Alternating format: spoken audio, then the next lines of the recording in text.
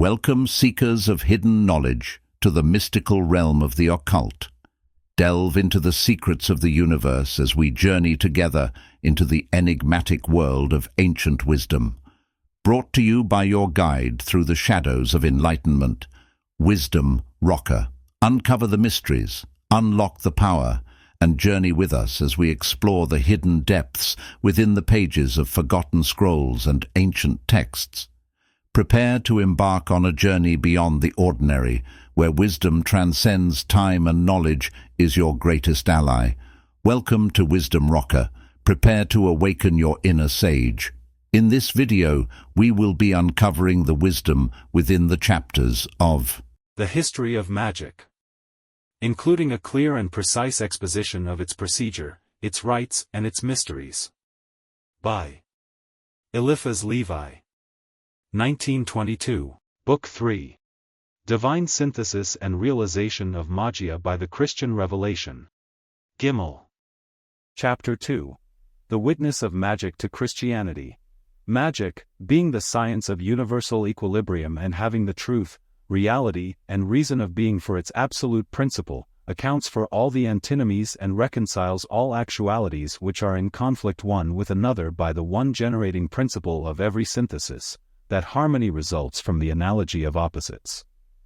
For the initiate of this science, religion is not in doubt because it exists, and we do not deny what is. Being is being, ihye asher ihye. The apparent opposition of religion and reason is the strength of both, establishing each in its distinct domain and fructifying the negative side of each by the positive side of the other. As we have just said, it is the attainment of agreement by the correspondence between things that are contrary. The cause of all religious errors and confusions is that, in ignorance of this great law, it has been sought to make religion a philosophy in its turn a religion, subjecting matters of faith to the processes of science, which is no less ridiculous than the subjection of science to the blind obedience of faith. It is no more the province of a theologian to affirm a mathematical absurdity or reject the demonstration of a theorem than it is the province of a man of learning, in the name of science, to oppose or maintain the mysteries of dogma. If we inquire of the Academy of Sciences whether it is mathematically true that there are three persons in one God, and whether, on the basis of physiology, it can be certified that Mary, the Mother of God, was conceived immaculate, the Academy of Sciences will decline to judge thereon, and it will be right. Scholarship has no title to pronounce, as the questions belong to the realm of faith. An article of faith is believed or is not believed, but in either case it is not a matter of discussion, it is of faith precisely because it eludes examination by science. When Joseph de Maistre assures us that one of these days we shall speak in terms of wonder about our actual stupidity, he is referring, no doubt, to those people of pretended strong mind who daily inform us that they will believe in the truth of a dogma when it has been proved scientifically. This is equivalent to saying that they will believe when nothing is left for believing, when dogma as such is destroyed, having become a scientific theorem. It is another way of suggesting that we shall confess to the infinite when it has been explained, determined, circumscribed, defined, or, in a word, changed into the finite. We will believe in the infinite when we are quite certain that it does not exist. We will admit the immensity of the ocean when we see it put into bottles. But then, my friends, that which has been proved to you and brought within your comprehension is henceforth a matter of knowledge and not of faith. On the other hand, if you are informed that the Pope has decided that 2 and 2 are not 4 and that the square of the hypotenuse is not equal to the squares drawn on the two other sides of a right-angled triangle, you would be justified in replying that the Pope has not so decided because he has no title. These things do not concern him and he may not meddle therein. Here a disciple of Rousseau will exclaim that this is all very well, but the Church does require us to believe in things which are in formal opposition to mathematics. All mathematical science tells us that the whole is greater than the part. This notwithstanding, when Jesus Christ communicates with his disciples, he must hold his entire body in his hand and put his head in his own mouth. The miserable pleasantry in question occurs textually in Rousseau. It is easy to answer that the sophist is confounding science with faith and the natural order with that which is supernatural or divine. Were it claimed by religion that in the communication of the Eucharist our Savior had two natural bodies of the same form and size, and that one was eaten by the other, science would be entitled to protest. But religion lays down that the body of the Master is divinely and sacramentally contained under the natural sign or appearance of a fragment of bread. Once more, it is a question of believing or not believing. Whosoever reasons thereon, and discusses the thing scientifically, deserves to be classed as a fool. Truth in science is proved by exact demonstrations. Truth in religion is proved by unanimity of faith and holiness of works. We have authority in the gospel to recognize that he who could say to the paralytic, "Take up thy bed and walk," had the right to forgive sins. Religion is true if it is the realization of perfect morality. Works are the proof of faith. It is permissible to ask science whether Christianity has constituted a vast association of men for whom the hierarchy is a principle, obedience the rule and charity a law. If science answers, on the basis of historical documents, that this is the case but that the association of Christians has failed in the matter of charity, then I take it at its own word, which admits the existence of charity, since it recognizes that there can be deficiency therein. Charity is at once a great word and a great thing. It is a word which did not exist prior to Christianity, and that which it stands for is the sum total of religion. Is not the spirit of charity the divine spirit made visible on earth? Has not this spirit manifested its sensible existence by acts, institutions, monuments, and by immortal works? To be brief, we do not understand how a skeptic, who is a man of good faith, can see a daughter of St. Vincent Delaware Paul without wishing to kneel and pray. The spirit of charity, this indeed is God, it is immortality in the soul, it is the hierarchy, obedience, the forgiveness of injuries, the simplicity and integrity of faith. The separated sects are death-struck at the root because in separating they were wanting in charity, while in trying to reason on faith they were wanting in simple good sense. It is in the sects that dogma is absurd because it is pseudo-reasonable. As such it must be a scientific theorem or nothing. Now, in religion we know that the letter kills and that the spirit alone gives life, but what is the spirit in question unless it be that of charity? The faith which moves mountains and withstands martyrdom, the generosity which gives all, the eloquence which speaks with the tongue of men and angels, all this, says St. Paul, is nothing without charity. He adds that knowledge may vanish away and prophecy may cease, but charity is eternal. Charity and its works, hereof is the reality in religion. Now true reason never denies reality, for it is the demonstration of that being which is truth. It is in this manner that philosophy extends a hand to religion, but without ever wishing to usurp its domain, and, on this condition, religion blesses, encourages and enlightens philosophy by its loving splendors. Charity is the mysterious bond which, according to the dream of Greek initiates, must reconcile Eros and Anteros. It is that coping of the door of Solomon's temple which unites the two pillars Jachin and Boaz. It is the common guarantee between rights and duties, between authority and liberty, between the strong and weak, between the people and the government, man also and woman. It is the divine sentiment which is requisite for life in human science. It is the absolute of good, as the triple principle being reality reason is the absolute of the true. These elucidations have been necessary for the proper interpretation of that beautiful symbol of the Magi adoring the Savior in the manger. The kings are three, one white, one tawny and one black. They offer gold, frankincense and myrrh. The reconciliation of opposites is expressed by this double triad, and it is precisely that which we have just been seeking to explain. Christianity, as expected by the Magi, was in effect the consequence of their secret doctrine, but this Benjamin of ancient Israel caused, by the fact of its birth, the death of its mother. The magic of light, that of the true Zoroaster, of Melchizedek and Abraham came to an end with the advent of the great fulfiller. Henceforth, in a world of miracles, mere prodigies could be nothing more than a scandal, and magical orthodoxy was transfigured into the orthodoxy of religion. Those who dissented could be only Illuminati and sorcerers. The very name of magic could be interpreted only according to its evil sense, and it is under this inhibition that we shall follow hereafter its manifestations through the centuries. The first arch-heretic mentioned in the traditions of the Church was Simon the magician. His legend embodies a multitude of marvels. It is an integral part of our subject, and we shall endeavor to separate its basis from the cloud of fables by which it is surrounded. Simon was by nationality a Jew and is believed to have been born in the Samaritan town of Gittin. His master in magic was a sectarian named Disitheus, who gave out that he was sent by God and was the Messiah foretold by the prophets. Under his tuition, Simon not only acquired the illusory arts but also certain natural secrets which belong really to the tradition of the Magi. He possessed the science of the astral fire and could attract great currents thereof, making himself seem impassible and incombustible. He had also the power to rise and remain in the air.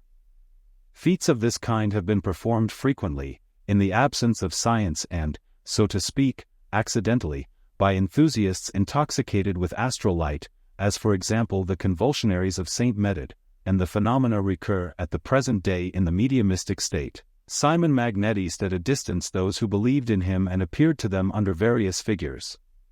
He produced images and visible reflections, e.g., everyone, on a certain occasion, thinking that they could see fantastic trees in a bare country.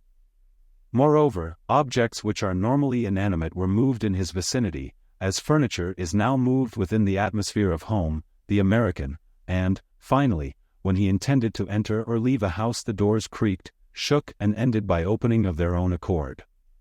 Simon performed these wonders before the chief people of Samaria, and as his actual achievements were in due course exaggerated, the thaumaturgist passed for a divine being.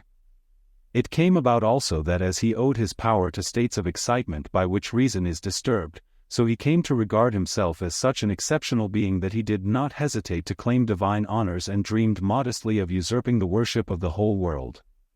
His crises or ecstasies produced extraordinary physical results.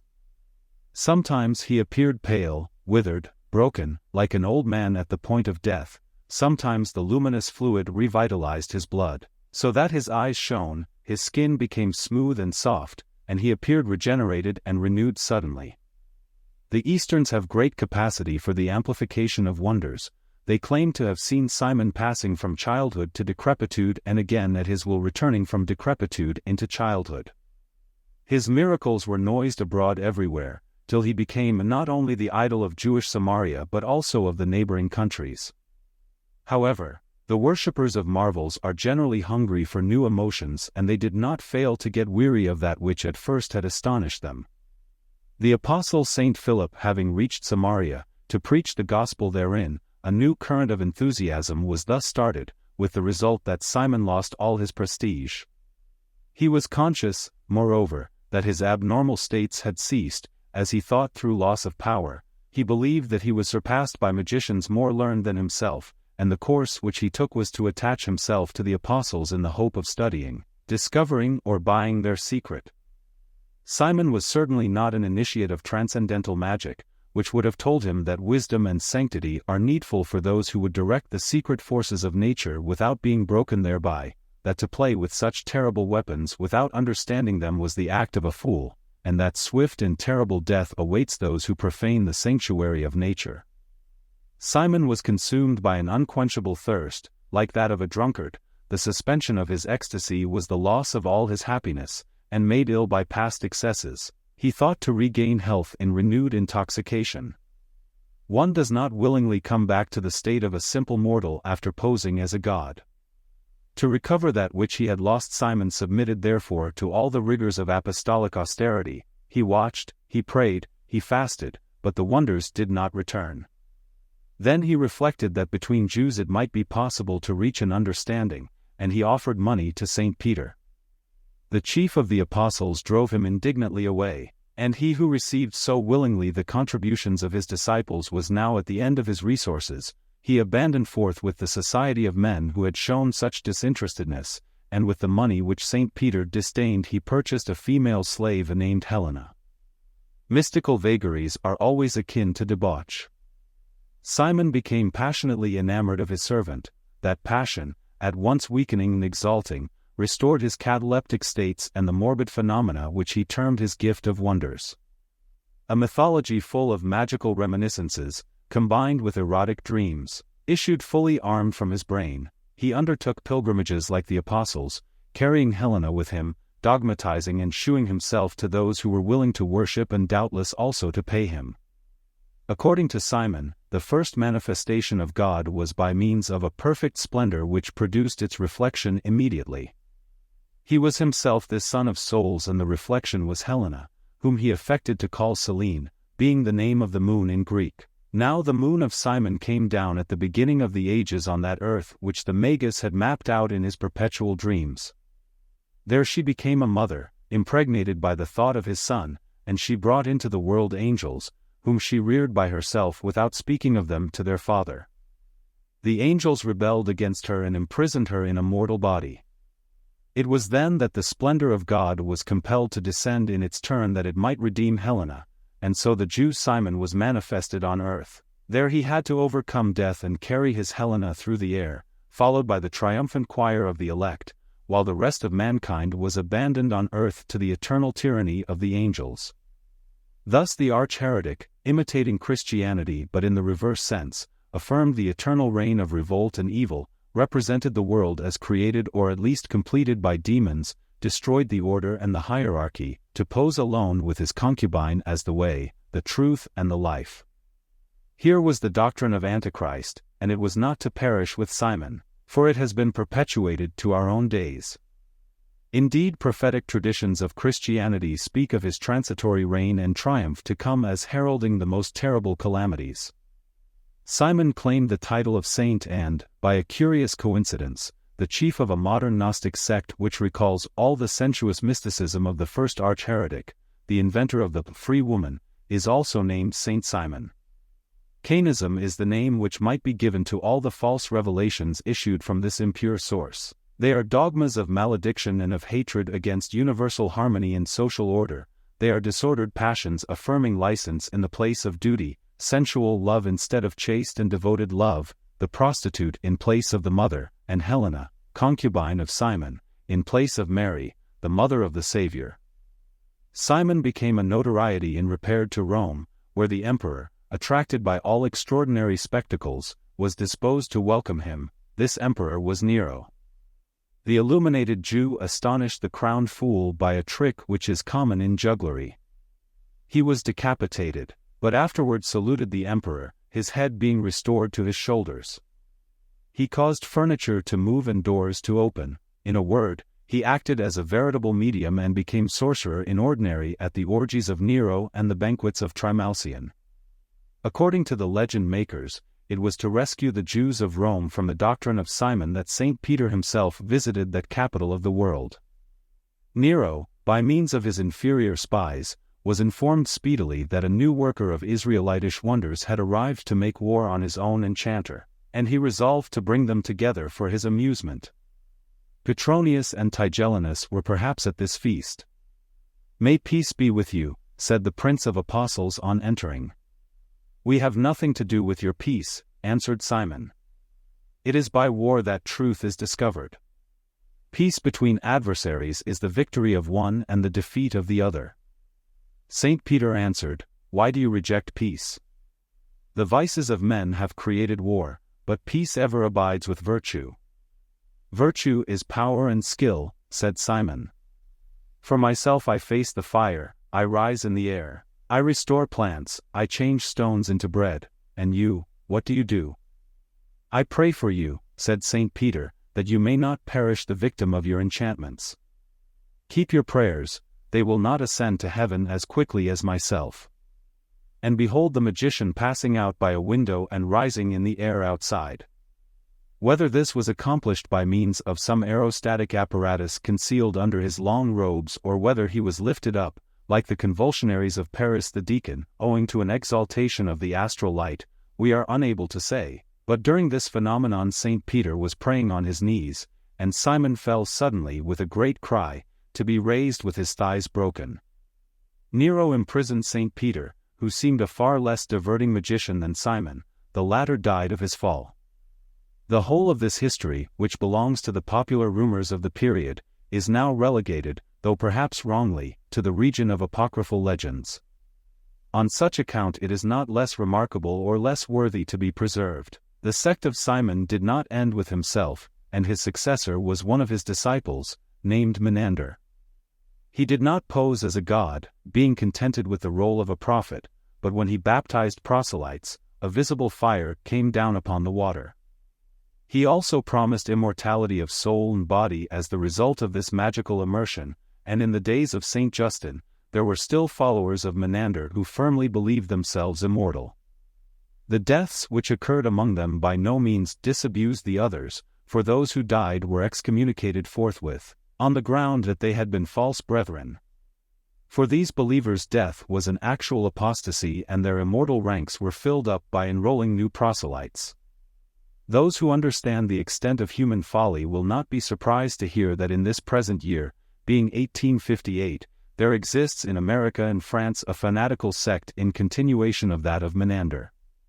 The qualification of magician added to the name of Simon rendered magic a thing of horror to Christians, but they did not on this account cease to honor the memory of the Magi kings who adored the Savior in his cradle.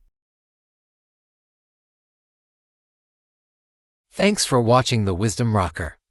Don't forget to like, comment, and share.